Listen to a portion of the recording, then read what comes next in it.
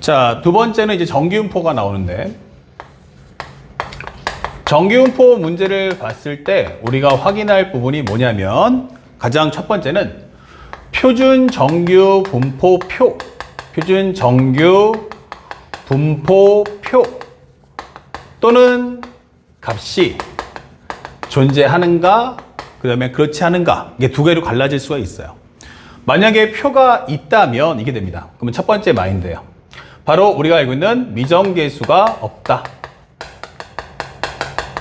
미정계수가 없다. 그러면 시험 문제를 봤을 때 이렇게 나오죠. 여기에 이제 간단하게 우리가 알고 있는 표준 정규 분포표가 나옵니다. Z는 P가 0부터 라지 Z가 스몰 Z까지. 자, 이런 식으로 이제 확률값이 나와요. 그리고 맨 앞에 이제 배경이 나오는데, 배경에서 뭐가 나옵니까? 라고 하면 반드시 나에게 정규 분포를 공개합니다. M, 시그마 제곱. 이렇게. 그러면 현재 상대방이 요걸 던져줄 때 첫 번째 알아야 될 부분은 뭐뭐뭐뭐의 평균은 M이고, 평균은 M, 표준 편차는 시그마라는 걸 무조건적으로 나한테 공개를 해야 됩니다. 그리고 현재 이것은 바로 확률 변수의 내용이다 라는 걸 잊지 마세요. 여기는 확률 변수의 내용이다. 확률 변수의 내용. 현재 이거 확률 변수 X의 내용이다 하게 되는 거예요. 아, 확률 변수의 내용이구나. 그러면 이걸 가지고 한글로 주면 여러분들이 간단하게 정규 분포를 만들어 주시면 되겠습니다. 이렇게. 그러면 상대방이 미정계수가 없네 라고 하면 뭐뭐뭐일 때 무엇을 구하시오가 뜨겠죠. 자, 이렇게 됩니다. 그러면 앞쪽에는 뭐가 붙냐면 조건문, 그 다음에 뒤에는 구하는 값, 이게 따라 붙어요. 그러니까 시험 문제가 뭘 주고 뭘 구하라고 하는지 알고 있으면 문제가 매우 쉽게 풀린다 생각하시면 됩니다. 바로 여기서는 조건문은, 우리가 알고 있는 조건문은 반드시 확률 변수의 범위를 줍니다. 확률 변수의 범위. 그리고 거꾸로 이제 구하는 값이 뭐지? 이게 되는 거예요. 그러면 구하는 값은 우리가 알고 있는 확률 값을 구하겠구나. 확률 값을 구해라. 다시 말하면 여러분들이 갖고 계신 이 표를 통해서 값을 가져오세요 라고 하는 게 목적이에요. 그러면 이 표를 쓰겠다라는 건 내 목적이 바로 확률을 구하겠구나 라는 겁니다. 그러면 범위를 주시면 나는 그것에 맞춰서 확률을 구하겠습니다. 그래서 여러분들 이 표를 풀려면 이걸 치환해서 n은 0,1의 제곱, 확률 변수는 z, 그 다음에 시그마분의 x-m으로 변형한 후에 범위값을 마찬가지로 맞춰서 문제를 풀어주시면 되죠. 그래서 여러분들이 알고 있는 것처럼 우리가 알고 있는 정규분포의 그래프를 그리고 범위 영역을 그림에다가 표현해주고 그 다음에 이 표를 통해서 확률값을 구해오면 된다. 이게 되는 거예요. 그렇다면 만약에 미정계수가 있다면 이게 되는 거예요. 미정계수가 있다면 이렇게 되면 이제 문제는 컨셉이 두 개가 됩니다. 하나는 이게 한 개입니까? 아니면 두 개입니까?로 갈라져요. 다시 말하면 M 또는 시그마입니까? 아니면 M과 시그마 둘 다이냐? 이게 되는 거죠. 그래서 시험 문제 볼 때 이렇게 구성이 돼요. 똑같은 표지만 여기도 표가 하나 있고요. 그 다음에 여기가 스몰 z, 그 다음에 P가 0부터 해서 라지 z는 스몰 z다. 이게 되는 거죠. 자, 그러면 뭐뭐뭐뭐뭐 설명되면서 여기서도 마찬가지지만 앞에와 똑같이 나에게 정규분포를 공개해 줍니다. n은 m, 시그마 제곱 이런 식으로. 그런데 이 안에 봤더니 미정계수가 있어요. 평균이나 표준편차 둘 중에 하나는 안 줄 거야. 둘 다 안 줄 수도 있어요. 그때는 시험 문제 컨셉이 두 가지예요. 바로 뭐뭐뭐뭐일 때 무엇을 구하시오 이게 되겠죠. 자, 그래서 이 내용을 살펴봤더니 현재 이 과정은 기본적으로 조건문, 그 다음에 여기는 구하는 값이 됩니다. 첫 번째 과정은 되게 쉽다라고 한다면 1번 쉽다. 이때는 기본적으로 조건문을 뭘 줄까라고 한다면 결국 이 문제의 컨셉은 결국 미정계수를 구하는 데 있어요. 그러다 보니까 현재 나는 확률 변수의 범위와 확률 변수의 범위, 그 다음에 또 하나는 무엇입니까? 그러면은 구하는 값이 뭐지? 이게 되는 거야. 그러면 이 구하는 값은 바로 확률을 구해라 라고 설명해줘요.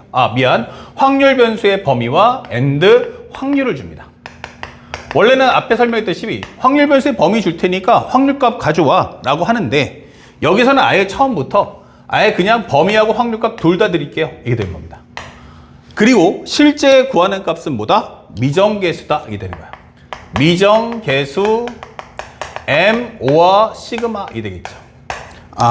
이렇게 물어본다면 마찬가지 똑같습니다. 이것도 정기분포를 표준 정기분포로 바꾼 후 똑같이 문제를 풀어줘서 상대방이 나한테 주는 확률을 통해서 뭐 할 수 있어요? 미정계수의 범위를 알 수가 있다. 그래서 우리가 미정계수 값을 구한다. 이 되는 컨셉이고요. 그 다음에 어렵다라고 하는 컨셉이에요. 두 번째는 어렵다. 그러면 여기에 가장 큰 특징이 뭐지? 라고 하면 바로 특징이 바로 확률값 구하기가 되는 거야. 확률 구해라. 아니 무슨 얘기하는 거야 지금? 아니 미정계수가 있다며. 아니 미정계수가 있는데 확률을 어떻게 구해? 라고 질문할 수 있어요. 그래서 시험 문제 지문을 잘 보시면 이렇게 구성된다. 현재 이렇게 표가 나와 있죠. 여기는 좀 생략하겠습니다. 그리고 앞에서 설명이 붙어요. 뭐가? 우리 이 문제는 무조건적으로 나한테 M, 시그마 제곱을 던져주는 건 절대로 피할 수가 없어요. 그 다음이 중요한데 여기에 뭐가 붙냐? 바로 가나가 따라 붙는 겁니다. 가나 이게. 요 상황이 갑자기 뜬금없이 등장을 한다. 그리고 상대방은 뭐뭐뭐일 때 무엇을 구하시오가 나와요. 무엇을 구하시오 이게 되는 거죠. 그러면 여기에 뭐가 붙는다? 조건문. 여기는 구하는 값 이렇게 되는 거죠. 자, 그럼 여기서 우리가 뭘 지켜봐야 될 거냐면 바로 이 부분을 지켜봐 달라 이게 되는 거예요. 그래서 이런 과정에 문제가 시험에 나온다면 어떻게 나올 거냐? 무조건적으로 조건문은 확률 변수의 범위를 물어봅니다. 확률 변수의 범위를 주겠다. 그러면 학생들로 하여금 뭘 하라는 거냐? 라고 한다면 여기서 확률값을 구하시오 이게 되는 거야. 자, 현재 이렇게 질문하겠다는 얘기예요. 그렇다면 근데 이 컨셉을 설명해 보니 이거죠? 이거 어디서 많이 보던 건데? 라고 생각이 들었어요. 다시 왼쪽 가볼게요. 현재 지금 한 내용이 뭐와 같아? 하면은 바로 이 내용과 같다는 얘기예요. 그쵸? 근데 이 과정은 말 그대로 미정계수가 없었을 때 할 수 있는 이야기잖아. 이게 되는 거예요. 이거 미정계수 없을 때 하는 얘기인데? 그런데 여기는 미정계수가 있다 하지 않았습니까? 이게 되는 거예요. 그래서 이것의 목적이 뭐냐? 바로 목표. 바로 가나를 통해서 현재 이걸 통해서 미정계수를 구하시오 이런 거예요. 그러니까 여기서 M하고 시그마에 대한 미정계수를 싹 다 구해와 이게 되는 거예요. 그러면 여기서 먼저 선 미정계수를 구하고 그 다음에 가서 정기분포 문제를 풀어라. 그래서 선 미정계수 구하기, 선 미정계수 구하기, 그리고 후 정기분포 연산하기 이게 되는 거예요. 정기분포 연산하기. 이게 시험 문제 컨셉이구나 라는 걸 잊지 마셔야 돼요. 그래서 우리가 먼저 이런 컨셉들을 이미 기출문제 통해서 많이 봤을 테니까 그냥 문제를 풀었다 하시는 학생들은 지금부터 조금만 더 디테일하게 문제를 다뤄주시면 좋겠습니다. 아시겠죠?